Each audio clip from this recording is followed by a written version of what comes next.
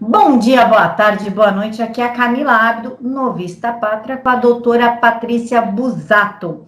Quem que é a doutora Patrícia? Ela é, na verdade, ainda advogada do pessoal do bairro que ficou alocado o Lula Livre. Vocês lembram daquele acampamento que o Lula Livre fez dentro de um bairro de Curitiba? Ela é a advogada que estava tentando salvar os moradores. Doutora, muito obrigada por aceitar falar com Vista Pátria. Imagina, o prazer é meu. Boa noite a todos e vamos contar tudo. Doutora, o microfone é da senhora, só que conta desde o início, quando a senhora olhou e falou assim: eu não acredito nisso. O microfone é da senhora. Obrigada. Olha, por incrível que pareça, tudo começou com uma fake news. Eu estava lá como uma cidadã comum, a Polícia Federal é próximo da minha casa, e, obviamente, não podia perder a oportunidade de ver, né, o presidiário chegando na Polícia Federal. Vou te dizer assim que foi o melhor ano novo de muita gente. Tinha champanhe, foi épico. E no mesmo dia, eu tinha recebido no meu celular a decisão liminar da Justiça, dizendo que eram proibidas manifestações no entorno da Polícia Federal, bem como acampamentos, né, em ruas e praças de Curitiba. Quando foi dali a 2 dias, 3 dias depois, eu vi toda aquela galera amontoada, em torno assim, de 500 pessoas com barracas na frente da casa das pessoas.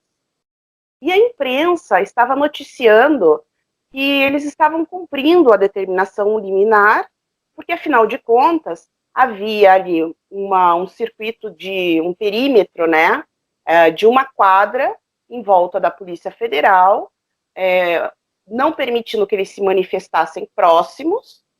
Porém, a parte da decisão que dizia que eles não poderiam acampar em ruas e praças de qualquer lugar de Curitiba, esta parte ela era omitida pela imprensa. Aquilo eu fiquei, né, fiquei extremamente revoltada com aquilo, eu sou advogada há 20 anos, para mim aquilo era uma aberração, né? Mal sabia eu que ia ter tantas surpresas, quantas aberrações eu iria ver. E comecei ligando, né, ligando para os canais mesmo. Quem que é o jornalista responsável? Né? Fui ligando de canal em canal, e o único canal que eu, assim, tive uma resposta em que o jornalista também era advogado foi no Balanço Geral.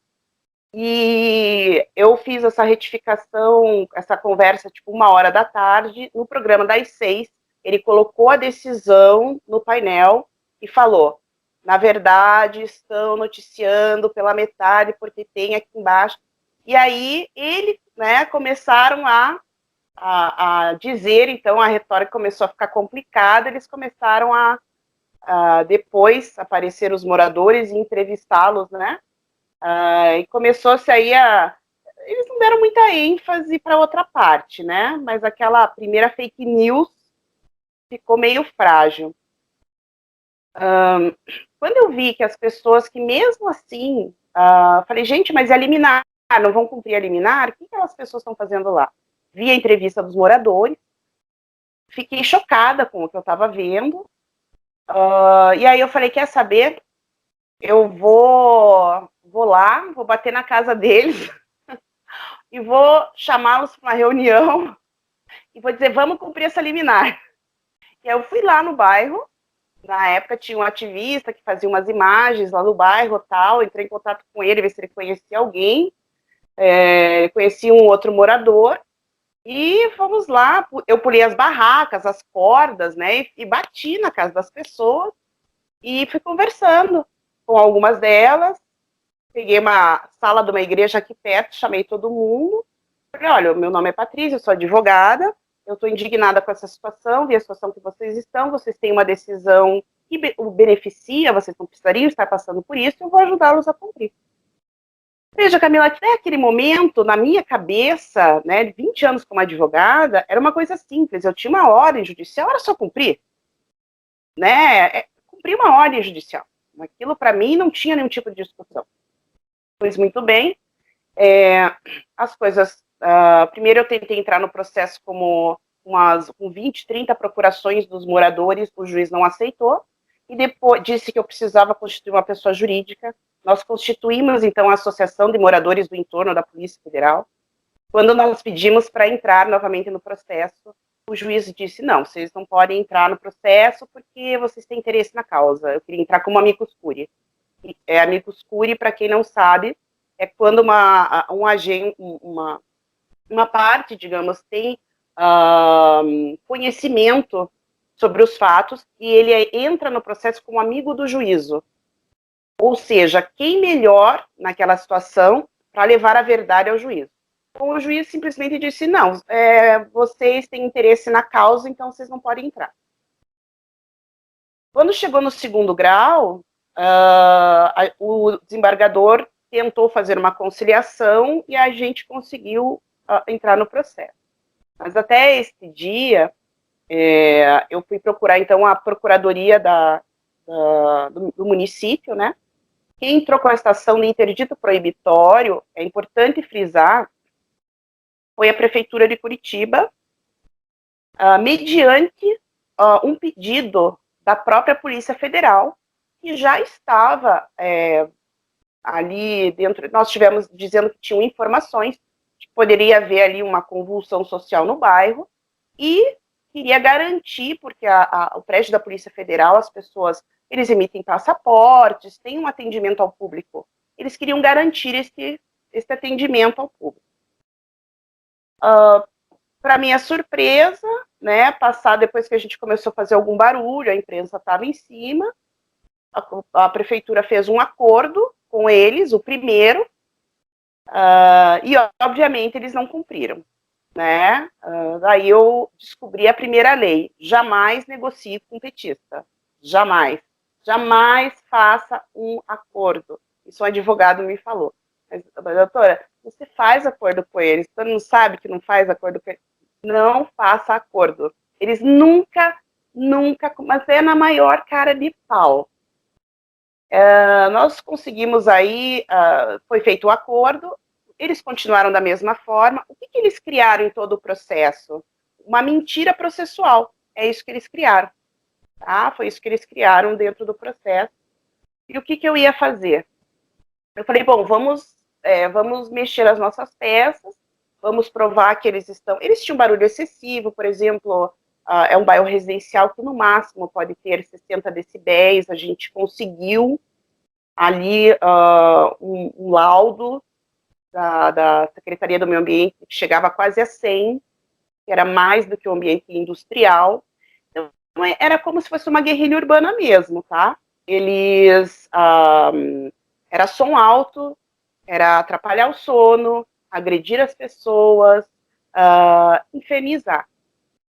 Só que o que mais choca de todo esse processo é que a intenção deles era enlouquecer os moradores, para que eles fossem pedir ao Sérgio Moro que libertasse o Lula.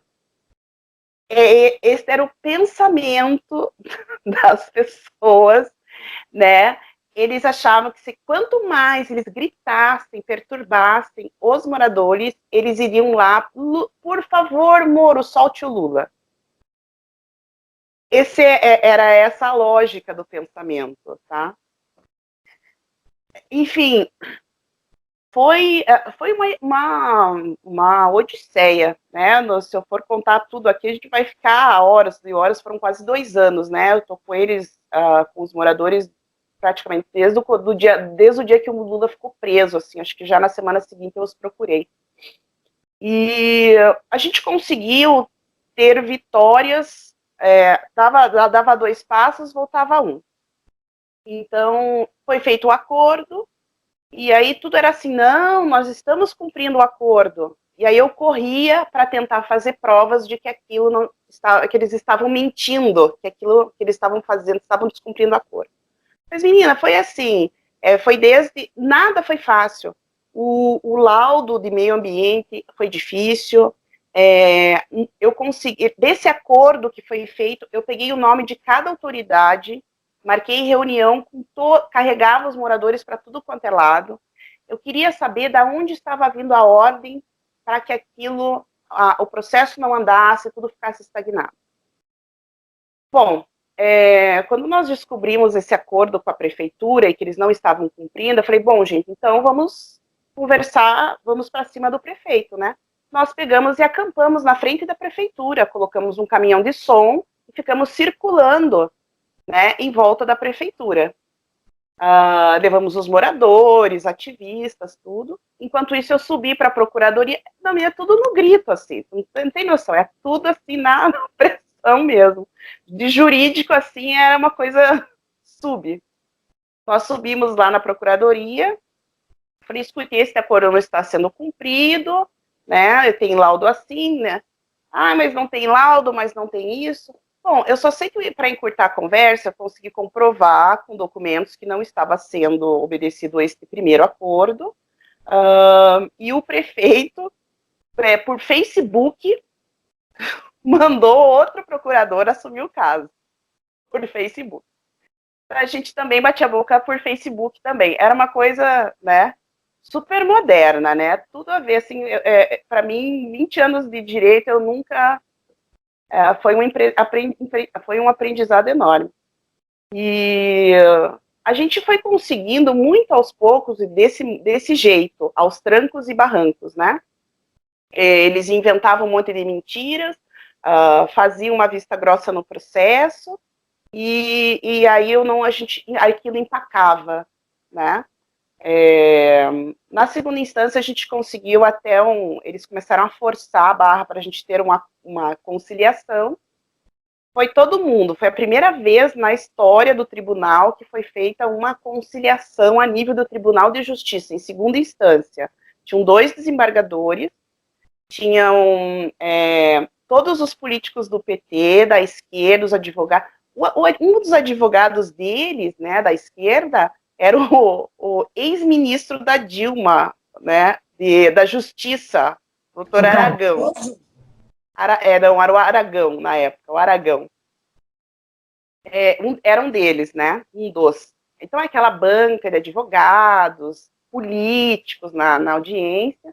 E aí eu lembrei do filme do Erin Brockovich, né? Levei 60 moradores e pedi, na época, para uma outra ativista colocar uma roupa bem bonita. Ela tinha formação como advogada. Eu falei, vamos lá, porque pelo menos eu não vou ficar sozinha, né, contra todo mundo. E a prefeitura não fez acordo, ou seja, sendo a prefeitura a parte que entrou com o processo, se ela não concordasse com esse acordo, não tinha acordo. Eu ali como advogada e os moradores, nós estávamos ali só como partes interessadas. A parte, assim, hoje a gente ri, né, mas é uma coisa tão absurda. Como eles começaram a alugar imóveis no bairro, eles começaram a formar associações de moradores, porque eles moravam lá, e aí eles entravam no processo dizendo que eles não se incomodavam com o barulho, com o que estava acontecendo lá. Então, assim, eles tentavam, até isso eles fizeram. Mas era assim, uma associação fake, feita à mão, né? E tudo era aceito. Era uma coisa macabra, absurda. Infelizmente, tanto o Ministério Público de primeiro quanto do segundo grau, né, tinham posicionamentos de esquerda, assim, claramente, né? A procuradora que foi acompanhar a gente, que era autora da ação do município na época, justamente era uma outra procuradora, porque o que estava cuidando do caso viajou de férias, e a procuradora de Ministério Público de primeira instância, que nós tínhamos conversado, também tinha viajado. Estávamos rendidos ali. E, de repente, o desembargador começou a fazer o acordo, e foi indo, bom, resultado, fizemos um termo de ajuste de conduta. Veja, juridicamente, eu era uma parte alienígena do processo com os moradores. Quando você faz esse acordo também não, existiria. Não, era só um termo de ajuste de conduta. E suspendemos o processo por 60 dias. Novamente, eles não cumpriram, só que o desembargador considerou aquele acordo como um acordo que deveria vigorar. E para eu derrubar isso aí, meninas, só depois que o Bolsonaro entrou. A parte agora que eu vou contar é a parte que esse é um processo que está, né, está lá disponível, as pessoas podem procurar por ele. Mas a parte mais triste de tudo isso é a parte humana, Camila, porque foram tantos eventos que nós tivemos, como o objetivo deles era infernizar, e veja, é um bairro que tem terrenos grandes, e geralmente moram 2 ou 3 gerações juntas, às vezes com mais de uma casa. Sabe o que é você ver, não mais N vezes, eu vi senhores de 90, 100 anos tendo que sair de casa porque eles tinham picos de pressão alta, né? Quando eles faziam aqueles feiros, eles compraram Kombi para ficar circulando na região. Então, assim, tudo que a gente vê de tortura psicológica foi feito no bairro. Casos emblemáticos até, que a gente... As necessidades fisiológicas humanas eram feitas na rua também, não eram? Sim, porque no começo eles até chegaram um pouco mais organizados com banheiros. Mas depois os banheiros foram reduzindo, né? Porque afinal de contas o PT não tem dinheiro, ele não roubou ninguém. Então, tudo era uma escassez. As pessoas de um lado doavam. Eu achava engraçado assim que os carros que chegavam para fazer as doações era uma coisa assim que eu, como advogada, teria que trabalhar muito tempo para conseguir, né, galgar aqueles veículos super importados, né, nada semelhantes a ver aqueles veículos de Cuba que a gente vê. É bem diferente disso, né? A senhora ia falar de um caso emblemático. São os casos mais emblemáticos que eu tive em relação a problemas. Olha, em todo esse aparato todo, foram N boletins de ocorrência, e nós não tínhamos como identificar as pessoas, porque toda semana chegava uma leva nova de militantes. As notícias que eles davam, que eles comentavam, muitos eram obrigados a ir lá. Então, por exemplo, teve casos que eles narraram até para alguns moradores, que às vezes alguns iam pedir comida para os moradores. Olha, se você... foi o Lula que te deu a minha casa, a minha vida. Se você não for para Curitiba ficar uma semana, você vai perder.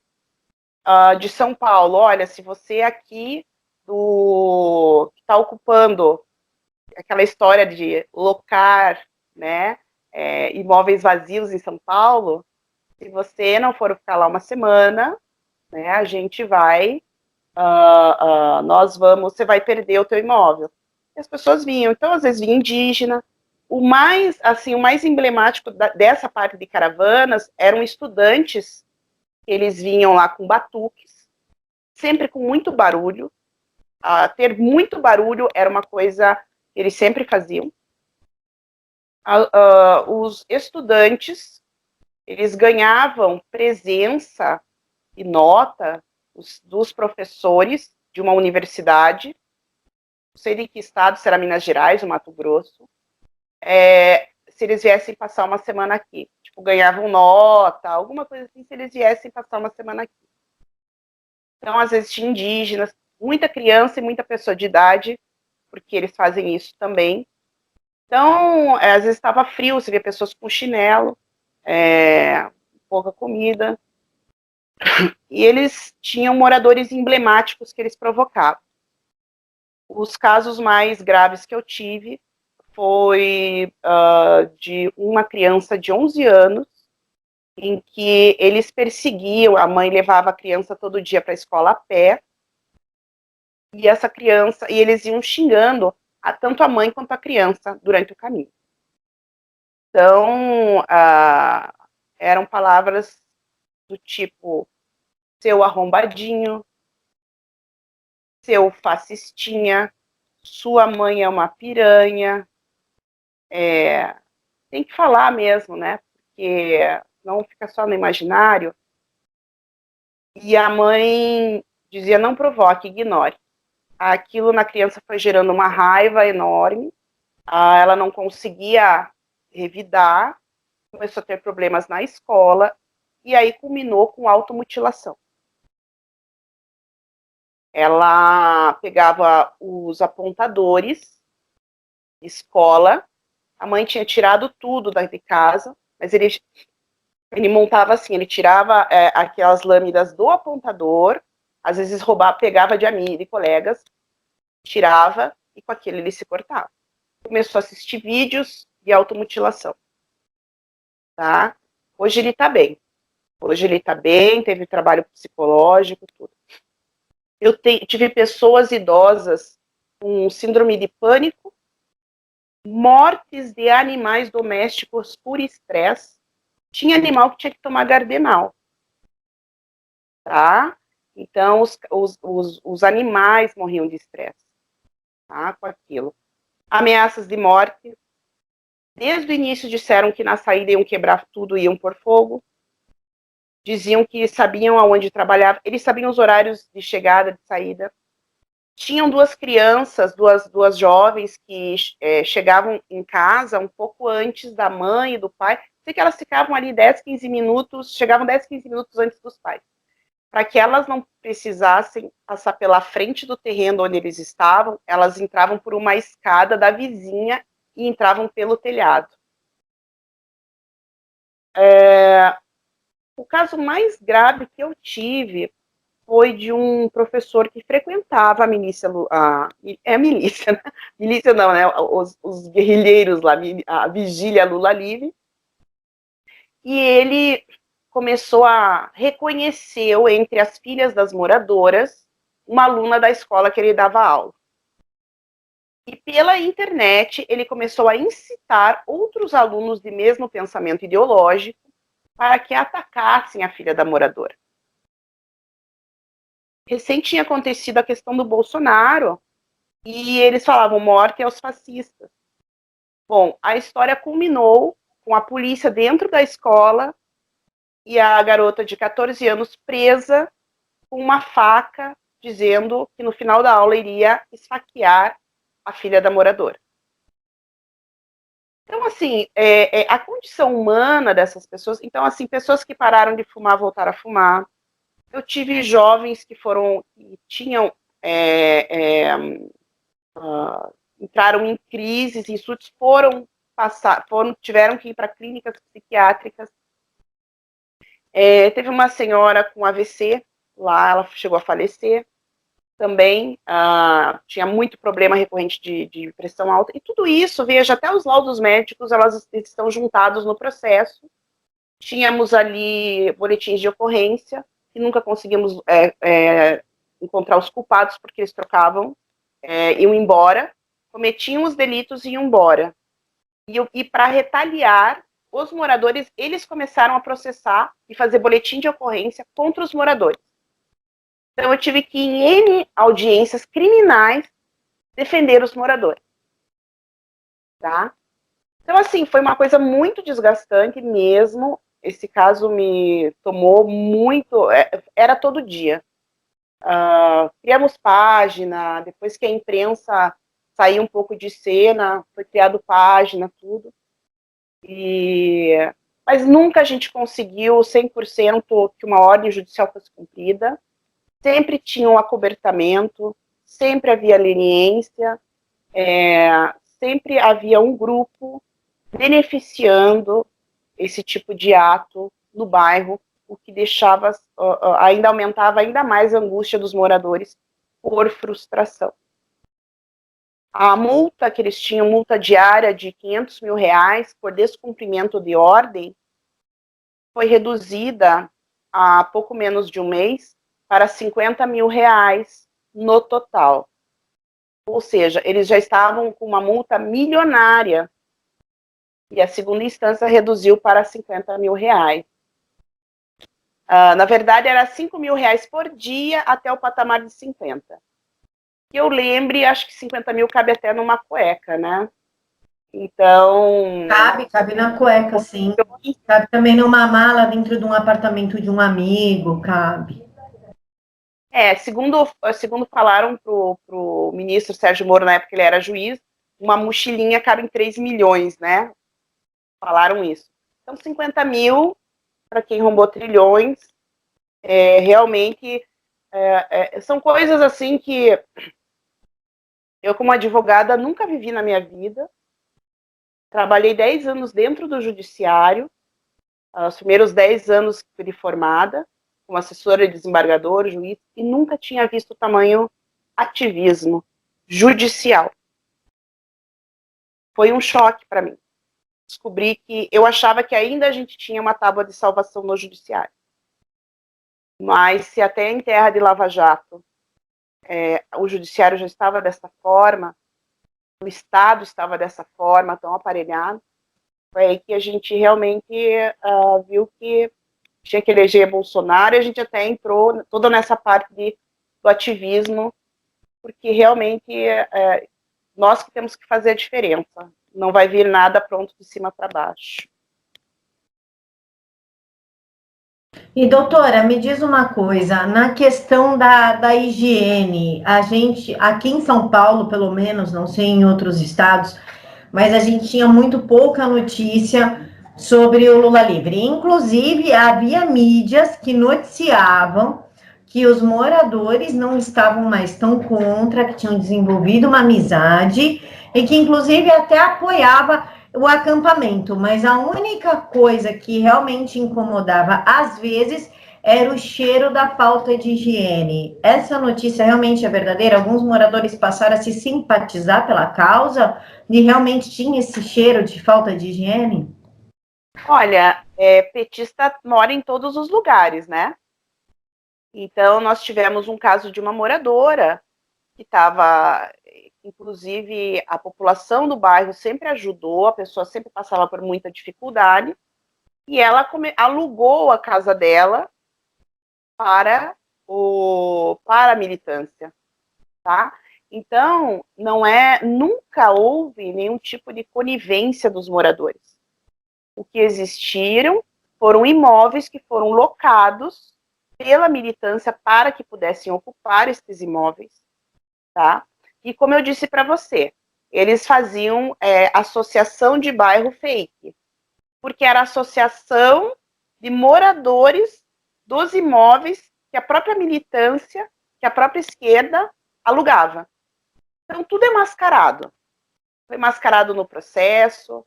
A pior parte do processo foi uma vez que eu juntei 30 vídeos do que acontecia lá, atos notariais,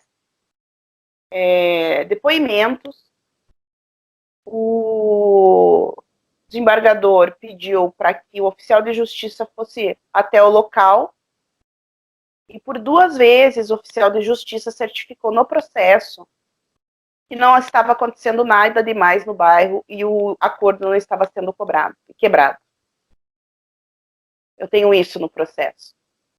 Porque aqui o que chegava pra gente é que a única coisa que eles faziam era assim, ó, bom dia Lula, boa tarde Lula e boa noite Lula. E acabou, não tinha barulho, não tinha nada. Que eles ficavam lá na deles, caminhavam pelo bairro, algumas crianças foram matriculadas em colégios, e uma vida normal. A única coisa que realmente incomodava era 6 horas da manhã, bom dia Lula, meio-dia, boa tarde Lula, e 10 horas da noite, boa noite Lula. É isso que passa aqui. Não, na verdade, inclusive, diziam que você ganhava ali, acho que R$70 ou R$100 para você ficar gritando pelo bairro Lula livre o dia inteiro. Tá?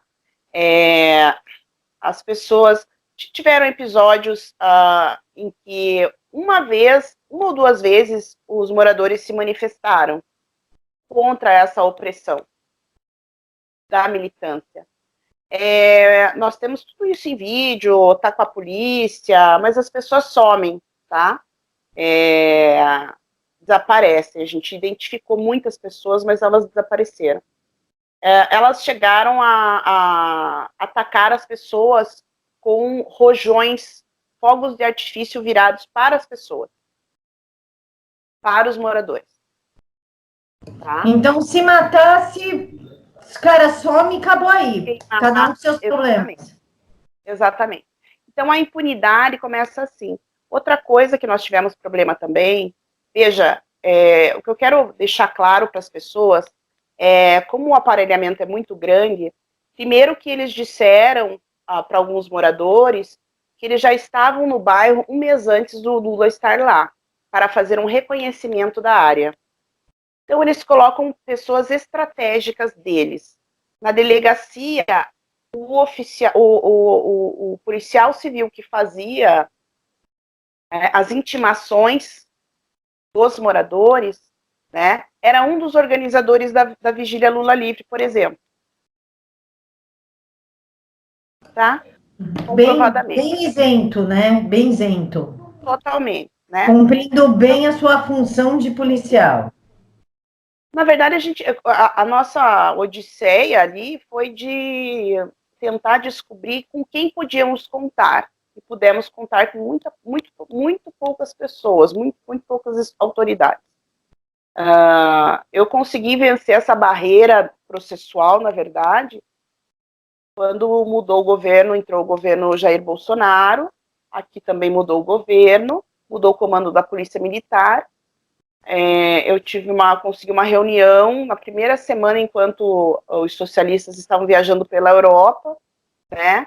Na primeira semana de janeiro, eu consegui ter uma reunião com o comando da Polícia Militar e requisitar o relatório completo. Nós descobrimos que era feito um relatório de manhã, de tarde e de noite. E nesse relatório da Polícia Militar tinha tudo. Então, eu fiz esse requerimento para o comandante que disponibilizasse esse relatório. Ele pediu que o desembargador oficiasse a Polícia Militar. E eu cheguei na sala do desembargador com 2 oficiais e mais o procurador do município, dizendo que o que existia num processo era uma mentira, e ele, como juiz da causa, eu esperava que ele seguisse os preceitos de que o juiz busca a verdade processual. Bom, para resumir, o procurador do município achou que o desembargador ia me dar voz de prisão. Mas, enfim, a gente conseguiu restabelecer a verdade, conseguimos aí ter a ordem do interdito proibitório restaurada, e, inclusive, esses documentos todos foram parar no processo do Lula, o processo de execução. E também serviram esses documentos de fundamento para pedir a transferência dele para o Tremembé, em São Paulo. Trabalho de 1 ano e meio que o STF acabou em 1 hora e meia, né? Porque ele acabou ficando aqui. Então, é muito desgastante, porque nós chamávamos a polícia vinha, mas sempre tudo com muitos dedos. Ai, não, porque eles podem fazer isso, eles podem fazer aquilo. Então, assim, uma das coisas que eu acho que mais revoltou, até hoje revolta a população, a gente conseguiu a ordem judicial, e mesmo assim ela sempre era descumprida, e mesmo assim todo mundo fazia vista grossa. Então, tá podendo conversar, contar isso agora que amanhã ninguém... Porque a gente tem um limite para contar as coisas, porque eles iam retalhar os moradores no dia seguinte. E agora a intenção é justamente contar a verdade, porque eles estão escrevendo um livro sobre isso. Claro que nessas partes eles não vão contar. E nós contaremos a história que realmente aconteceu. E de glamour não tinha nada. Dá até para fazer um outro livro, né? Tipo um livro resposta. O deles é Conheço os Bastidores Lula Livre, e aí o livro resposta é Conheço o Inferno Lula Livre. Doutora, e os professores? Ou esse professor que incitou as meninas contra essa aluna de 14 anos, não aconteceu nada com ele? Tudo ok? Ele está trabalhando, está doutrinando crianças? Que fim que esse cara deu? Olha, o máximo que eu consegui com todos esses processos, esses boletins de ocorrência, foi juntar todos acho que deram, sei lá, acho que 40 ou 50. Tudo acabava em nada. E o que eu fiz foi juntar todos esses boletins de ocorrência, conversar com o delegado encarregado e pedir a ele que encaminhasse ao Ministério Público e classificasse como ato terrorista. O que eu vou conseguir disso, eu não sei. Mas... isso que eu ia perguntar, eles fizeram, então, ou ainda está andando? Ainda está andando, foi mandado para o Ministério Público, né, está caminhando isso. Mas eu confesso que começam a criar atrapalhos, não acha tal pessoa, não acha X, não acha Y, mas nós, assim, tudo que nós pudermos prosseguir, nós vamos prosseguir, tá? Inclusive, achei até que o município ia recorrer dessa multa, né, que de, sei lá, 30 milhões foi para 50 mil as multas de descumprimento. Então, é esse descaso, essa impunidade que também corrói. O ministro Toffoli, todo mundo acompanhou o voto final dele, ele noticiou que a impunidade causou na família, né, causa até hoje, que já causou naquela tragédia da Boate Kiss. A impunidade é algo que mata as pessoas mesmo. Tá? Isso é desconcertante. E você, como profissional,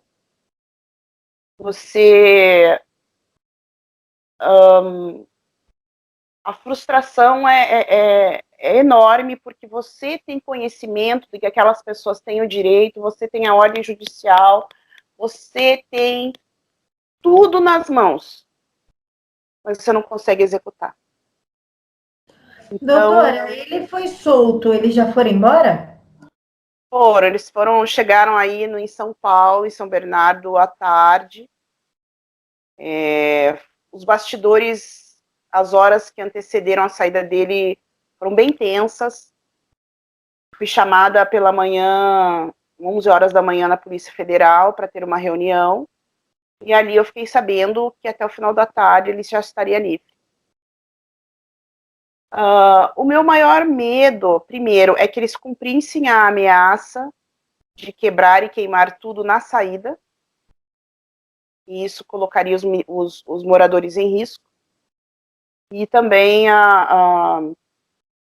eu tinha preocupação, sim, de que, sendo Lula hoje uma figura política inexpressiva, inelegível, um arquivo ambulante, que deve ter chantageado muita gente de dentro da cadeia, da suíte, para conseguir tudo o que ele conseguiu, o meu receio era que ele seria mais interessante para a esquerda virar mártir, né, do que ficar por aí. Então, seria algo assim, uma catástrofe, seria um caos no país. E com certeza podia ter surgido um Adélio ali no meio, e com certeza esse Adélio seria alguém ligado, seria um bolsominion, seria alguma coisa do jeito. Então eu tinha esse receio, pedi para as autoridades para que providenciasse uma aeronave para levá-lo até o aeroporto. Tentei, falei, o secretário de segurança, que foi muito pronto nos ajudar, nós tentamos de toda sorte. Mas, como sempre, eles fazem o que eles querem. O acordo aí, o máximo que nós conseguimos foi que o juiz que liberou o Lula fizesse ali uma menção na decisão dele para que seguissem protocolos de segurança não falou, a nossa ideia era que ele determinasse a Polícia Federal de tirá-lo dali com a aeronave. Isso não aconteceu. Teve meia hora antes dele ser solto, teve uma reunião de segurança em que foi acertado que seria algo muito rápido ele sair dali e ir embora. Eu fiquei estarrecida quando saí da reunião, porque estava tudo bem para todo mundo, ele sair dali e fazer um showmício até sei lá que horas da manhã. Não, a impressão que eu tive lá, até comentei na entrevista, né, com o Ricardo, é de que eles estavam preparando assim um show da Anitta, tá? Olha, então a Anitta vai descer ali da cobertura, né, vai num cordão humano até o palco e vai falar para o público, vai abraçar todos, vai falar com o público, e tinha vendedor ambulante, tinha coisa de churrasquinho, várias barracas montadas com luz, para a imprensa, para isso, para que lotaram o bairro. Eu falava, escute, eu tenho uma ordem judicial, vocês não podem fazer isso aqui. Então, eu questionei muito na reunião, porque a ordem judicial que eu tinha estava sendo flexibilizada.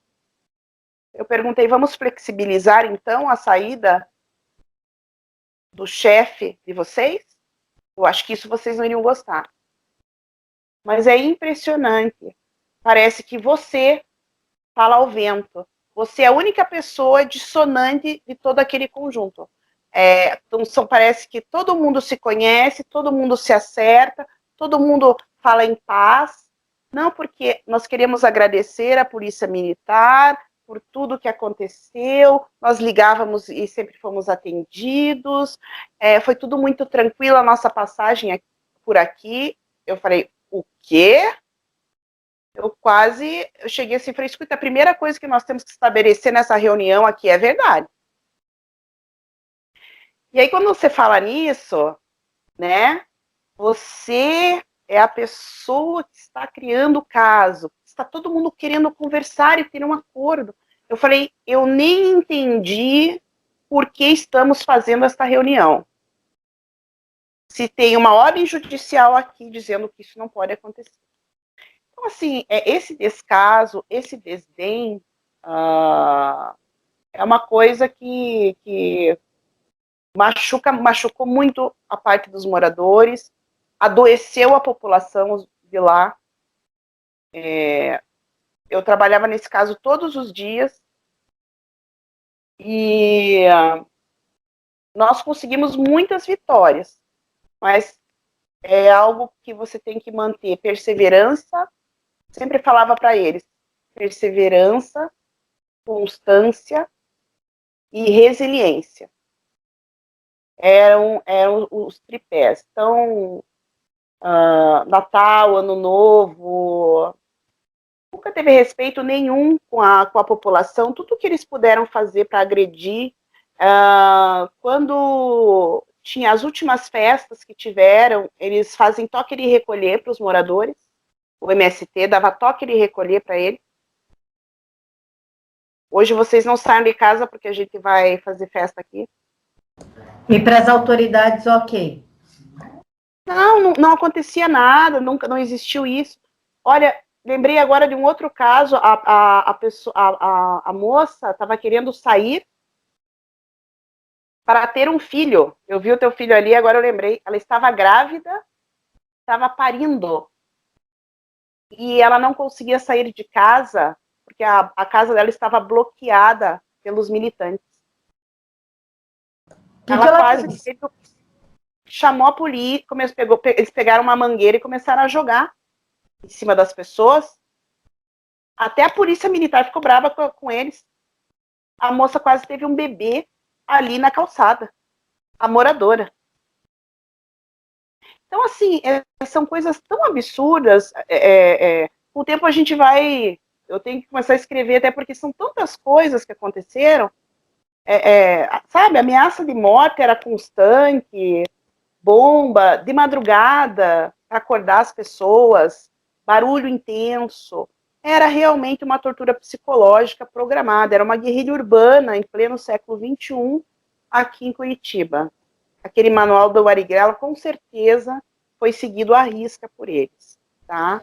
É até difícil a gente controlar as palavras, porque eu sou mãe, tenho mãe, minha avó é idosa, então você se coloca em cada. Eu tenho uma filha de 11 anos, eu lembro do menino de 11 anos, né? Enfim, a gente acaba se colocando no lugar de cada pessoa que a senhora comentou a história e começa a gerar uma revolta muito grande, né? A gente tem até uma certa dificuldade de manter a ética e o profissionalismo aqui, que é a isenção, é ouvir e ok, incomoda, né? É difícil. Doutora, depois que ele saiu, ele fez um comício, aquele circo todo, e ele proferiu algumas palavras contra o Deltan e Sérgio Moro. A senhora, como advogada, ele feriu a lei? Porque o pessoal está falando que ele feriu a lei, que ele pode ser preso sim, até pela incitação ao terrorismo, limitar o que está acontecendo no Chile.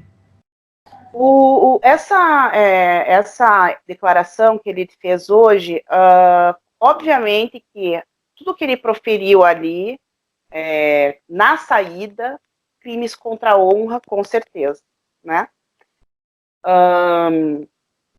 Mas o grave foi o que ele fez lá em São Paulo, que fez incitar, querer que aquilo que está acontecendo no Chile aconteça aqui. Então, na minha concepção, aquilo fere, sim, a lei de crimes contra a proteção, né, a segurança nacional, uma vez que a pessoa vem e incita uma revolução, caos social, né? Eu acho que, na verdade, o Lula, ele já entendeu como é que a banda, há muito tempo, como é que a banda toca junto aos camaradas, e deve estar louco para voltar à segurança da cela, né? Porque tudo é pela causa deles. E fazer um mártir, né? Eu acho que não agora, por enquanto ele está funcionando aí como um garoto propaganda, mas se ele não render o que deveria, né, ele com certeza vai valer aí como mártir, mais como mártir, valer ouro como mártir, né? Não por acaso os próprios advogados dele andaram dando declarações que têm receio de que ele seja morto, né? Eles deram essas declarações. Com essas declarações dele, ele não vai ficar solto muito tempo. É importante as pessoas saberem que, muito embora a prisão em segunda instância, né, tenha sido aí subjugada, mitigada, transferida só para o trânsito em julgado, nós temos outros tipos de prisão. Prisão preventiva, prisão em flagrante, prisão provisória. Essas não foram extintas, tá? Uma pessoa que sai incitando, né, toda essa comoção, essa quebradeira, tudo isso que ele falou hoje, por exemplo, é passível, na minha opinião, inclusive, de prisão preventiva, tá? Prisão preventiva, ponto. Então, as pessoas, acho que ele não fica muito tempo livre, e espero, sinceramente, que ele fique em algum estabelecimento digno de um presidiário. É importante as pessoas também saberem que a lei não diz qual é a forma que tem que ter uma cela especial para prender um ex-presidente. Não fala quantos metros, não fala o que tem que ter dentro. Eu acho absolutamente possível que se possa criar ali, em algum lugar dentro do próprio presídio de Tremembé, a tal sala, né, que ele, a que a lei lhe confere esse tipo de diferenciação. Na verdade, uma pessoa que foi presidente de uma nação que a corroeu por corrupção, deveria mesmo estar numa cela comum junto aos outros, porque ele, mais do que ninguém, tinha a obrigação e teve a confiança de muitas pessoas para fazer a diferença, e ao invés disso traiu a confiança de uma nação inteira. Mas, doutora, cela especial, até onde eu sei, me corrija se eu estiver errada, pode me interromper. É para quem tem diploma até o trânsito em julgado, aí vai para a cela comum. Ele não tem diploma, ele é um cachaceiro, ele é um corrupto, ele nem lê. Ele sequer lê, por que ele tem cela especial?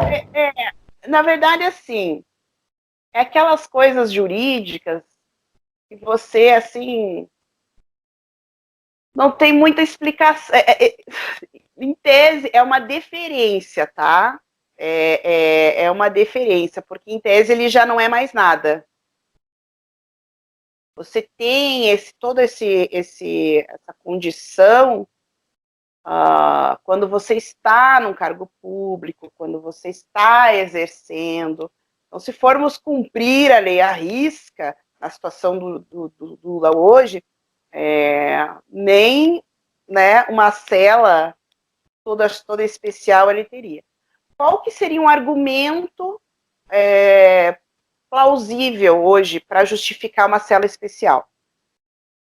Ele como ele foi chefe de Estado, ele foi uma pessoa que teve acesso a muitos segredos de Estado.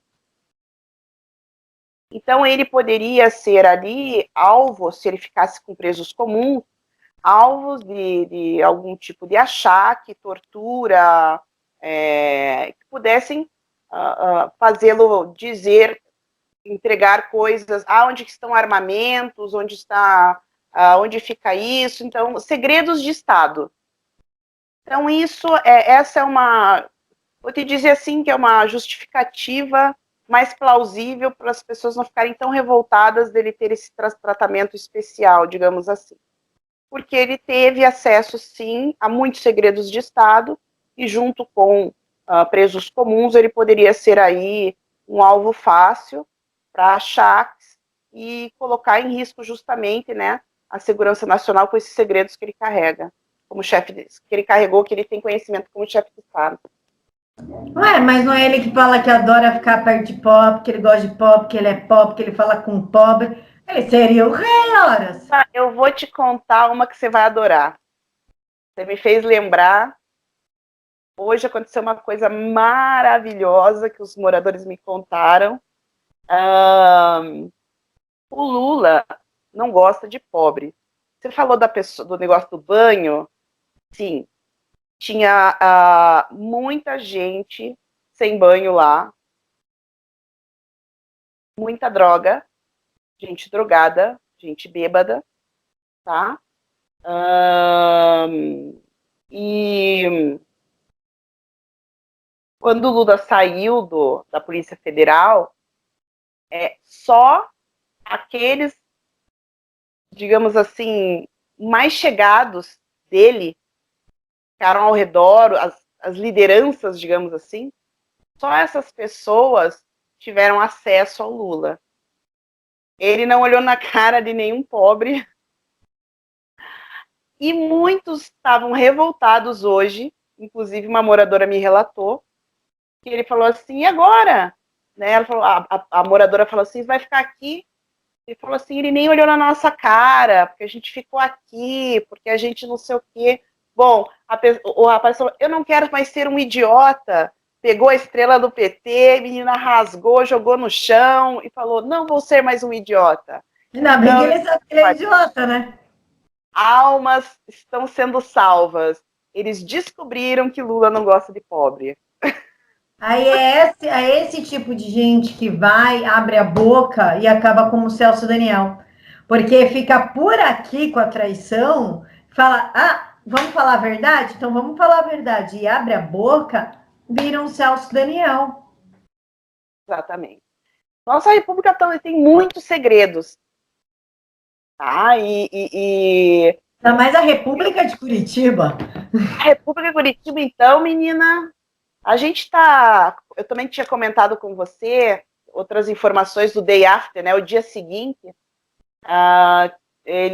alguns militantes falaram, como é que a gente tem acesso a essas informações? Bom, a gente transformou os moradores ali que eu falei ontem até para o Ricardo, né, FBI, eles estão quase no nível do FBI, porque eles filmam tudo, eles colocaram câmera, alguns fizeram amizade, né, alguns davam comida e tal, fizeram amizade, tinha às vezes o guardador de carro lá, e ia um pouco na vigília, ia um pouco lá, então assim, os moradores conseguiam algumas informações com alguns descontentes, né, que estavam ali junto com o grupo.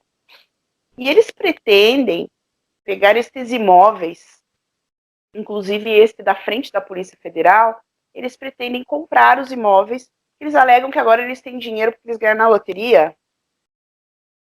Eles não tinham dinheiro antes. Essa vitória na loteria. Foi... eu até, assim, por favor, né, o Álvaro Dias, né, que é aqui do Paraná, ele é senador aqui pelo Paraná e é um político muito antigo aqui, ele há muitos anos, ele fala que a loteria é manipulada nas loterias.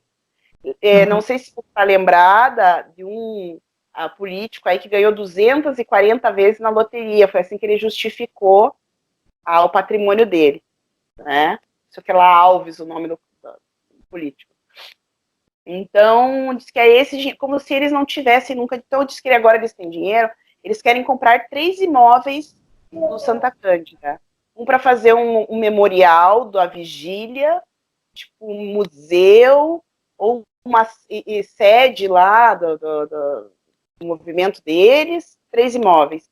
Eles têm um imóvel lá que eles têm um curso de militância que eles dão, né? Que a gente vai denunciar, óbvio, porque todo mundo, para ter curso, qualquer cidadão precisa de, né, de todo uma autorização, né? Precisa passar pelos procedimentos normais.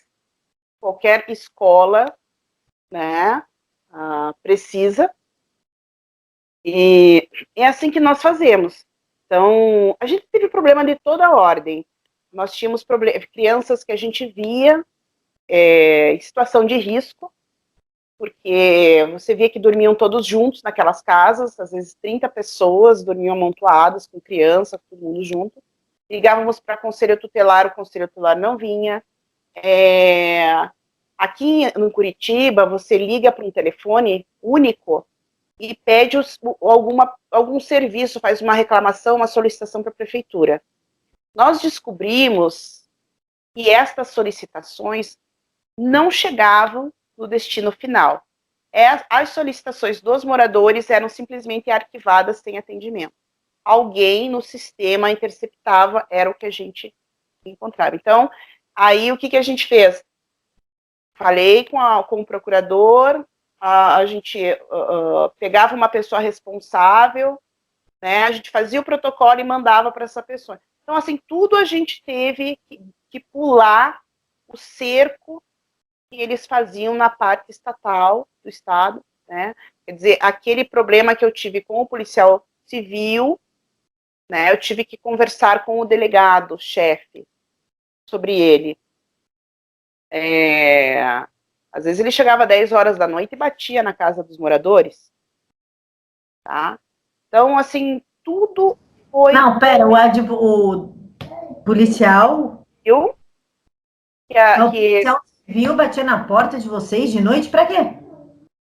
Para entregar intimação, dizer que tinha que comparecer, porque, como eu falei para você, como os moradores começaram a fazer boletins de ocorrência contra os integrantes da vigília, eles também se acharam no direito de fazer boletim contra os moradores. Só que os moradores têm endereço fixo. É fácil localizar os moradores. Gente de bem, tem endereço fixo, não se esconde, né? Trabalha, tudo. E eles eram nômades. Então a gente não tinha como... e também o agente nunca encontrava ninguém. Até que a gente descobriu, né, por vídeos, por lives, ali os moradores assistiam muita live, muita deles, para saber o que estava se passando. até que eles começaram a descobrir, ver esse policial no meio da vigília, e conversando e vendo vídeos e fotos, descobriu-se que ele era um dos responsáveis pela própria vigília, já era um militante de muitos anos. Que fim tem esse policial? Tá atuando, tá recebendo dinheiro do Estado, tá trabalhando, tá lindo e maravilhoso. Exatamente. Que maravilha. Agora, né, como a demanda é tanta coisa, se eu não me engano, já foi aberto um procedimento na corregedoria sobre ele. A gente vai, tudo que a gente pode fazer, a gente faz. Tá? A questão é se o Estado ajuda a concluir dentro da lei, né? Sabe, a gente conseguiu, com o governo Bolsonaro e essas mudanças, algumas autoridades, a gente conseguiu algum respaldo, né? Mas está muito aparelhado ainda. Muito aparelhado ainda. E é por isso que a gente tem que... Todo mundo que puder fazer alguma coisa em prol do país tem que arregaçar as mangas mesmo e fazer. Tem que ser de baixo para cima. Faz 130 anos que é de cima para baixo. Agora tem que começar algo de baixo para cima, para que tenha essa legitimidade. Hoje existe uma grande distância entre a parte do poder político, judiciário, né, com os anseios da sociedade. Porque sempre foi construída por ali uma oligarquia, né? Nunca foram, o povo nunca foi preferência, nunca teve preferência, né? Então, hoje, com a internet, e por isso o receio deles com a internet, hoje a população tem voz, ela consegue se organizar. E eles são a minoria. Então, por isso esse combate com fake news, tudo isso. Mas a gente não pode desistir. A gente tem que, nesses 3 pilares, é o que eu falava para os moradores, né? Perseverança, constância e resiliência. Doutora, a gente pede para os empresários de Curitiba comprar esses terrenos ou alugar, que bem entender, antes deles. Não vale um apelo, vai, até para salvaguardar os moradores. Eu já conversei com alguns, não vamos comprar o terreno. E aí eu fiz buscas imensas, porque alguns terrenos ali são muito antigos, né? Fiz toda uma busca. E aí eu falei, bom, vamos comprar então terreno, eu entro lá em contato e tal. Aí a pessoa acabava me mandando uma lista. Será que o Lula vai ficar lá mesmo? Será que o fulano quer vender? Será que... Então, uma lista de exigências, né? Não era... na hora do vamos ver, na hora do vamos fechar, na hora do... São poucas pessoas realmente que ajudam, tá? A verdade é essa. É aquela família de 10 filhos em que só um geralmente ajuda o pai e a mãe na hora que precisa. Então, isso... vou procurá-los de novo, aprendi muito ainda mais a ser... passar um verniz na cara, né, na cara de pau e pedir mesmo. A gente vai quebrando certos tabus e pede, pede, pede, pede. Não é por falta de pedir. Doutora, a senhora quer fazer suas considerações finais para o pessoal que está aqui acompanhando a gente, para a galera do Vista Pátria? Olha, eu queria dizer para vocês que uma coisa que nós não vamos deixar que aconteça agora, nesse novo ciclo, é deixar que a esquerda seja hegemônica ao contar as suas histórias. Nós também vamos escrever a nossa parte, para que as próximas gerações não fiquem em dúvida nenhuma do que realmente aconteceu. Não como foi, regime militar, tortura, quem eram. Bom, eu acho que descobrimos quem eram esses personagens, são os mesmos. Então, é muito importante que as pessoas comecem a perceber esse ambiente, registrar o que está acontecendo, contar o que está acontecendo, e é o que nós pretendemos fazer ali com relação ao Santa Cândida. Nós não vamos deixar que aquilo que aconteceu seja algo belo, lindo e emblemático, como se fossem heróis da resistência, porque não tem nada a ver com isso. O que nós tivemos em Curitiba foi um episódio de guerrilha urbana aplicada no século XXI, e é isso que nós vamos contar.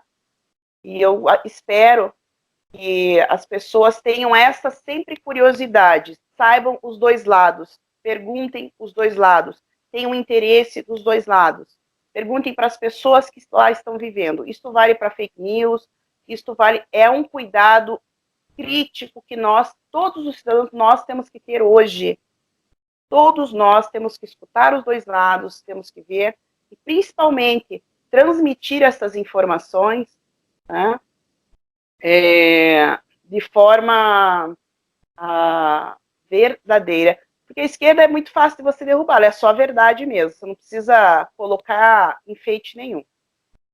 Então, vou pedir para que as pessoas compartilhem esse vídeo, para que eles não... Estamos vendo aí a possibilidade até, uma coisa que eu queria deixar aqui, eu esqueci de te falar, os moradores, essa jornalista que tentou entrevistar os moradores para o livro do Vigília Lula Livre, se recusaram a falar com ela, porque eles diziam o seguinte: toda vez que nós falamos com alguém da imprensa que é da esquerda, eles distorcem o que nós falamos e nós saímos de ruim da história ainda. Então, eles adotaram um princípio deles. Eles não conversam com jornalistas, não dão entrevistas para jornalistas de esquerda. Ponto. E eles falaram que não iam falar com esta pessoa que tentou procurar. Ela me procurou várias vezes e eles não vão dar. Então, se sair mesmo este livro, conforme ela está dizendo, né, as pessoas podem se preparar, que a gente vai dar um jeito, sim, de fazer um registro, ficar na história um registro de que não foi isso que aconteceu. Pode contar comigo. Contaremos. Contaremos. Doutora, muito obrigada pela sua participação, pela sua disponibilidade, por tudo que a senhora explicou. A gente aqui do canal Vista Pátria agradece mesmo, porque esse tipo de informação, pelo menos aqui em São Paulo, nunca chegou. E eu não vou mentir que eu tô chocada, principalmente com a parte das crianças. Criança é uma coisa que mexe muito comigo, não adianta. Então, principalmente com a parte das crianças, assim, eu tô bem incomodada. Então, eu agradeço de coração a senhora por ter trazido essas histórias. Espero que falar para a senhora verbalizar tudo isso também traga algum tipo de alívio emocional, tá? E muito obrigada mesmo de coração por tudo que a senhora fez, pelo pessoal daí do bairro e por estar abrindo a sua história para gente. Eu que agradeço a oportunidade. Quero deixar claro, né, que muito embora advogados às vezes tenham essa pecha de você foi lá porque tinha dinheiro, eu quero esclarecer as pessoas que a minha proposta foi de advocacia dativa. Eu não cobrei um centavo e não cobro até hoje um centavo para defender os moradores. Então... É bom esclarecer, porque sempre tem aquele comentário ácido, mas recebendo a gente defende, né? Então é bom deixar bem claro mesmo. Realmente, nunca, a minha proposta foi de não, falei para eles, né, até mesmo porque achei que ia resolver em um mês, e no fim das contas virei ativista, fui para cima de caminhão, e a gente acaba se engajando, não tem como. Quando você tem uma experiência dessas na tua vida, isso muda totalmente, e mudou a minha e com certeza dos moradores também. E agradeço mais uma vez a oportunidade de falar aqui com vocês. Realmente falar é algo que eu vou procurar fazer com eles agora. A gente se tornou uma grande família, né? Eu falo com eles sempre, almoço. Foi uma parte, um processo épico, e a gente não sabe se terminou ainda, porque com a boca grande que o Lula anda, é capaz que ele venha. Só espero que ele fique em São Paulo e não volte para Curitiba. Vamos levar para o Tremembé, vamos deixar claro, para Tremembé. Vamos deixar claro para o Tremembé. Para a Zona Norte não, vai para o Tremembé. Na salinha especial dele, né? Na salinha do lado do capeta, no colo do Lúcifer. Camila, foi um prazer falar com você, obrigada. Estou à disposição, se você quiserem mais informações ali, foram quase 2 anos de acontecimentos aí, e eu fico à disposição para qualquer esclarecimento venha acontecer, aí eu fico à disposição de vocês, que a verdade tem que ser contada, tem que ser dita, tá? Doutora, muito obrigada mais uma vez, fica com Deus, que Deus abençoe muito a senhora, e precisando é só me dar um toque que a gente corre junto. Com certeza, contaremos com certeza, a gente, com essa ligação agora das pessoas com a internet, com a direita, realmente é uma grande família brasileira, é bom poder ter apoio, sim. Tá? E eu vou transmitir para os moradores da mesma forma. Muito obrigada. Obrigada, doutora. Fica com Deus. Amém. Você também. Boa noite. Boa noite. Tchau, doutora. Tchau, tchau.